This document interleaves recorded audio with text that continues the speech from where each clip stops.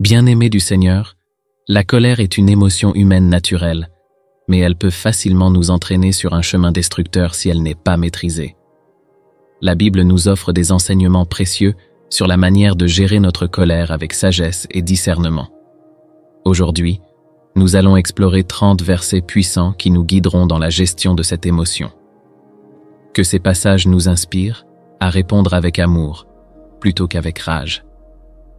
Premier verset. Éphésiens chapitre 4, verset 26. Si vous vous mettez en colère, ne péchez point, que le soleil ne se couche pas sur votre colère.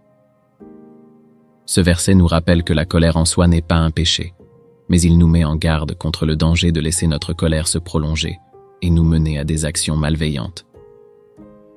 Deuxième verset. Jacques, chapitre 1, versets 19 à 20.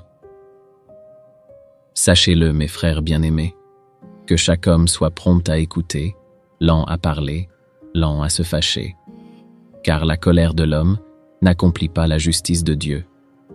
Ces versets soulignent l'importance d'écouter et de réfléchir avant de réagir. La maîtrise de notre langue et de nos émotions est essentielle pour vivre selon la volonté de Dieu. Troisième verset, Proverbes, chapitre 15, verset 1. Une réponse douce calme la fureur, mais une parole blessante excite la colère. Nos mots ont le pouvoir de désamorcer ou d'aggraver les conflits. En choisissant des paroles douces, nous pouvons prévenir l'escalade de la colère. Quatrième verset, Proverbes, chapitre 14, verset 29. Celui qui est lent à la colère a une grande intelligence, mais celui qui est prompt à s'emporter exalte la folie. La patience dans la gestion de notre colère témoigne de sagesse et de compréhension. Nous devons chercher à développer cette qualité pour agir avec discernement. Cinquième verset, Colossiens, chapitre 3, verset 8. Mais maintenant, renoncez aussi à toutes ces choses, à la colère, à l'animité, à la malice, à la calomnie, aux paroles honteuses qui sortent de votre bouche. Ce verset nous exhorte à laisser de côté la colère et les comportements nuisibles qui en découlent. La purification de notre cœur est essentielle. Sixième verset, Psaume, chapitre 37, verset 8. Laisse la colère et abandonne le courroux, ne t'irrite pas, car cela ne fait que mal. Le psalmiste nous conseille de laisser de côté notre colère pour éviter de causer du tort à nous-mêmes et aux autres. Septième verset, Proverbes, chapitre 19, verset 19. L'homme de grande colère paie pour son délit. Si tu le délivres, tu devras le faire encore. Ce verset nous rappelle que la colère peut avoir des conséquences graves. Il est sage de réfléchir avant de laisser libre cours à notre colère. Huitième verset, Proverbes, chapitre 16, verset 32. Celui qui est lent à la colère vaut mieux que le héros, et celui qui se maîtrise vaut mieux que celui qui prend une ville. La maîtrise de soi est une vertu précieuse. Apprendre à contrôler notre colère est un signe de véritable force intérieure. Neuvième verset, Éphésiens, chapitre 4, verset 31. Que toute amertume, toute animosité, toute colère, tout cri et toute malice soient ôtés du milieu de vous, ainsi que toute médisance. Paul nous appelle à nous débarrasser de toute colère et animosité pour vivre en harmonie avec les autres.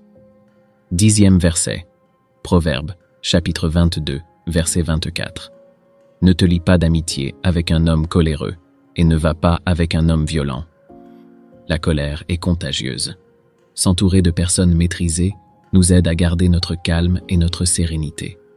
Onzième verset, Psaume, chapitre 145, verset 8. L'Éternel est miséricordieux et compatissant, lent à la colère et plein de bonté. Dieu nous montre l'exemple parfait de patience et de miséricorde. Nous devons aspirer à imiter sa nature dans nos relations. Douzième verset, Proverbes, chapitre 12, verset 16. Le fou fait connaître immédiatement sa colère, mais celui qui cache une offense est sage. La sagesse réside dans notre capacité à gérer nos offenses avec calme, plutôt que de les exprimer immédiatement par la colère. 13e verset, 1 Pierre chapitre 3 verset 9. Ne rendez point mal pour mal, ni injure pour injure, mais au contraire bénissez, sachant que c'est à cela que vous avez été appelés, afin d'hériter la bénédiction. Répondre à l'injustice par la bénédiction est un puissant moyen de surmonter la colère. 14e verset. Proverbe, chapitre 29, verset 11. Le fou exprime toute sa colère, mais le sage la réprime et la calme. Un sage sait quand et comment exprimer ses émotions. Cultiver cette sagesse est essentiel pour gérer notre colère. 15e verset. Matthieu chapitre 5, verset 22. Mais je vous dis que quiconque se met en colère contre son frère sera passible de jugement. La colère est prise au sérieux par Dieu. Nous devons être conscients de ses implications spirituelles. 16e verset. Proverbe, chapitre 10, verset 12. La haine excite des querelles, mais l'amour couvre toutes les fautes. Choisir l'amour sur la colère est toujours la meilleure option. L'amour est un puissant antidote à la haine. 17e verset. Romains, chapitre 12, verset 19. Ne vous vengez point vous-même, bien-aimés, mais laissez place à la colère de Dieu, car il est écrit « À moi la vengeance, je rétribuerai, dit le Seigneur. » Confier nos conflits à Dieu nous permet de libérer notre cœur de la colère et de la vengeance. 18e verset. Proverbe, chapitre 15, verset 18. Un homme coléreux excite des querelles, mais celui qui est lent à la colère apaise les disputes. Un esprit calme peut résoudre des conflits et ramener la paix. 19e verset.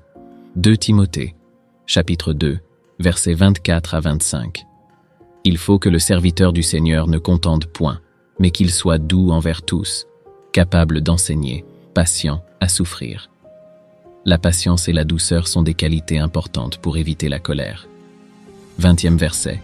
Psaume chapitre 4, verset 4. Dans votre cœur, méditez sur votre lit et restez en silence. La méditation et le silence peuvent nous aider à calmer notre colère et à réfléchir avant d'agir. 21e verset. Proverbe, chapitre 29, verset 9. Si un sage conteste avec un insensé, il se met en colère ou il rit, mais il n'y a point de repos. Il est souvent inutile de se laisser entraîner dans des disputes inutiles.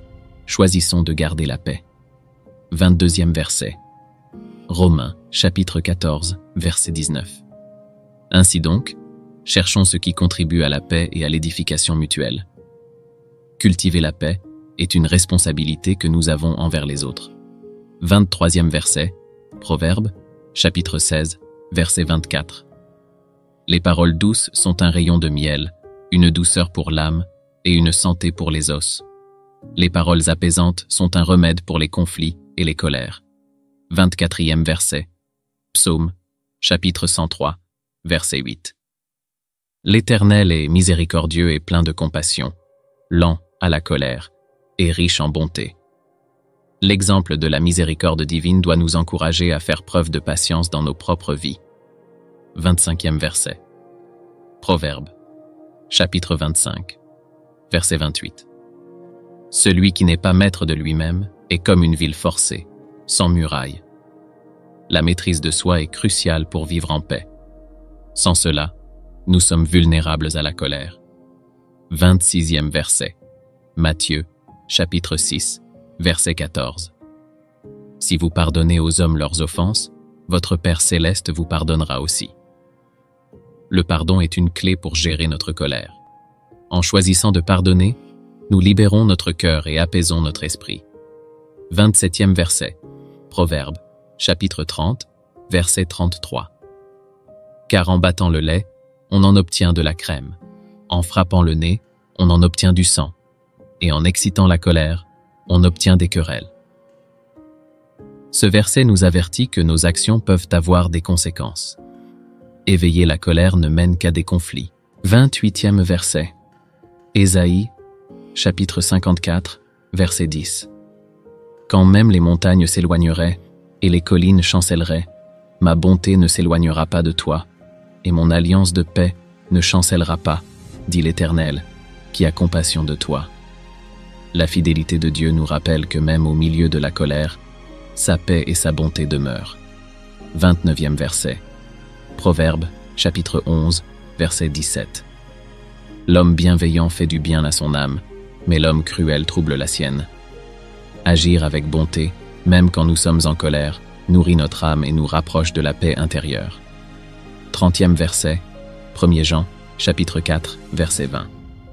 Si quelqu'un dit « j'aime Dieu » et qu'il haïsse son frère, il est menteur, car celui qui n'aime pas son frère qu'il voit, comment peut-il aimer Dieu qu'il ne voit pas? Cet appel à l'amour est fondamental pour gérer notre colère. Si nous voulons aimer Dieu, nous devons aussi aimer notre prochain, même lorsque nos émotions sont en jeu. Bien-aimé, la colère est une émotion humaine que nous devons apprendre à gérer avec sagesse et amour.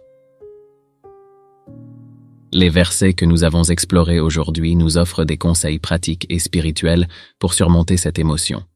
Que nous soyons prompts à écouter, lents à parler et encore plus lents à nous mettre en colère. Prions pour que le Saint-Esprit nous aide à vivre en paix et à refléter l'amour de Christ dans toutes nos interactions. Que Dieu vous bénisse et vous guide dans cette quête de maîtrise de soi et de sérénité. Amen.